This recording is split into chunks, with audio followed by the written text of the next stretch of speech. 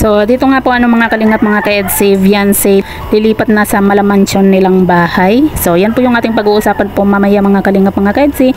Pero bago po natin ipagpatuloy ang video ito sa mga bago pa lang po sa ating munting channel, huwag po natin kalimutang suportahan ng ama ng kalingap Kuya Val Santos Matubang at Kalingap Rob. At paunawa, panoorin po muna ang full video bago mag-comment para malaman ang nilalaman nito. So dito nga po mga kalingap mga ka-EDC, lilipat na nga po itong si Viancy sa malamansyon po nilang bahay. At talaga naman na isa po tayo sa masayang masaya po dahil nga po sa wakas makakalipat na rin po sila.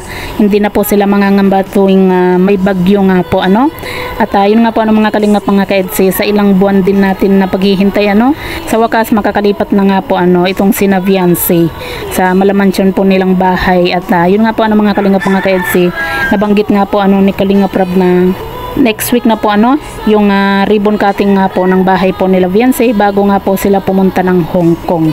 Kaya naman good news ito para kay Viancy at sa kanyang pamilya nga po.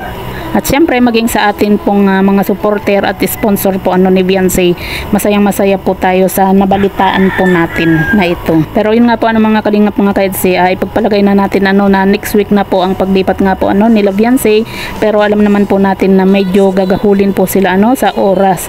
Dahil tulad nga po ng ginagawa po ni Kalingap Rob, sa iba po niyang napapabahayan nga po ay bumibili nga po itong si Kalingap Rob ng mga gamit para po sa bahay.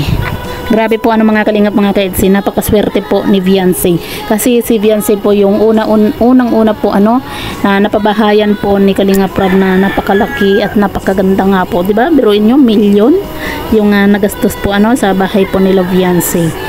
At hindi po mangyayari ang mga ito mga kalingap mga ka-EDC kung hindi po sa tulong po ng mga sponsor po ni Viancy na talaga namang napakababait Grabe, biruin nyo ang lalaki po ng mga ibinibigay po nilang pagmamahal dito kay Viancy nga po.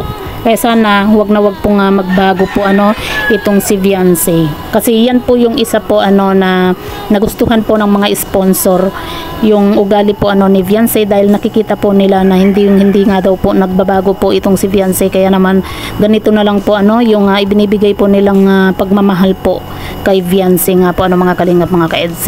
So yan po mga kalingap mga ka-EDC, grabe excited na po ba kayo sa paglipat po nila Viancy? Kasi ako talagang grabe excited na po ako na makita po natin yung kalalabasan po ng bahay po nila. Kasi syempre ngayon po mga kalingap mga ka-EDC, wala pa pong gamit, diba? Kumbaga hindi pa po natin makikita yung as in ganda po ng bahay po nila dahil nga po sa hindi pa po as in tapos. Kaya pinipilit po ni Kalingap Rob na matapos po yung pabahay po nila Viancy bago nga po sila mag Hong Kong.